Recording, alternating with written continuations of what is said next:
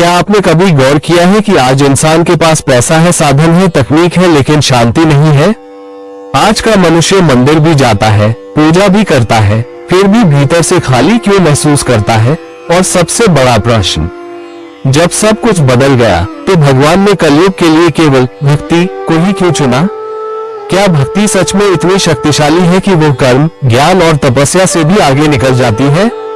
आज के इस वीडियो में हम भगवद गीता, पुराणों और सच्चे भक्तों की कथाओं के माध्यम से इस रहस्य को गहराई से समझेंगे।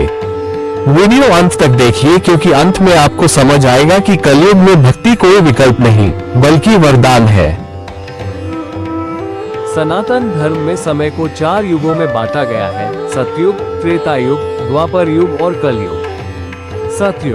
सतयुग में मनुष्य का मन शुद्ध था, ध्यान लगाना सहज था, एकांत में बैठकर वर्षों तक तप करना संभव था।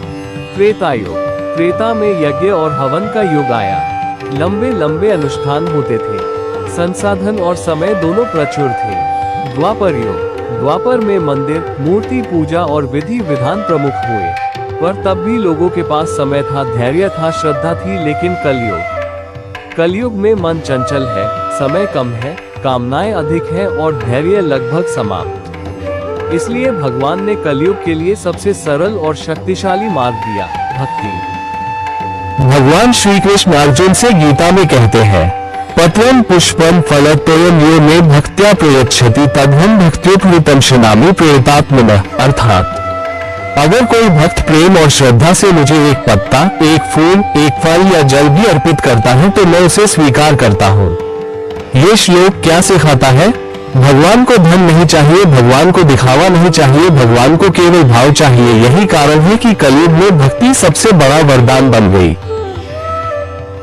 शबरी के पास ना ज्ञान था, ना शास्त्र, ना सुंदर फल, फिर भी भगवान राम ने उसके झूठे बेर प्रेम से खाए। क्यों? क्योंकि उसमें शुद्ध भक्ति थी। प्रहलाद का पिता राक्षस था, राजमहल था, लेकिन भक्ति सच्ची थी। नरसिंह भगवान खंभे से प्रकट हो गए, समाज ने ठुकराया पर भगवान ने नहीं। मीरा की भक्ति ने कृष्ण को अपना बना लिया। इन सभी कथाओं में एक ही बात समान है, भक्ति ने असंभव को संभव कर दिया।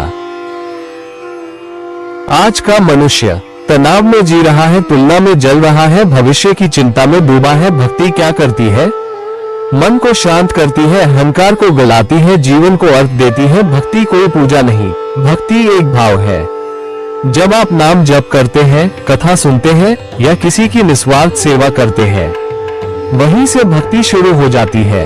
अक्सर लोग कहते हैं, मेरे पास समय नहीं है, लेकिन सवाल ये है, क्या हमारे पास चिंता के लिए समय है? मोबाइल के लिए समय है? शिकायत के लिए समय है? तो फिर भक्ति के लिए क्यों नहीं? भगवान ने कलयुग में भक्ति को इतना सरल बना दिया कि सिर्फ नाम स्मरण भी पर्याप्त है। शायद भगवान हमसे यह नहीं पूछेंगे कि तुमने कितने मंदिर बनाए या कितने यज्ञ किए। शायद वो सिर्फ ये पूछेंगे, तुमने मुझे याद किया या नहीं। कलयुग में भक्ति कोई बोझ नहीं, कोई नियम नहीं, बल्कि भगवान का दिया हुआ सबसे बड़ा उपहार है।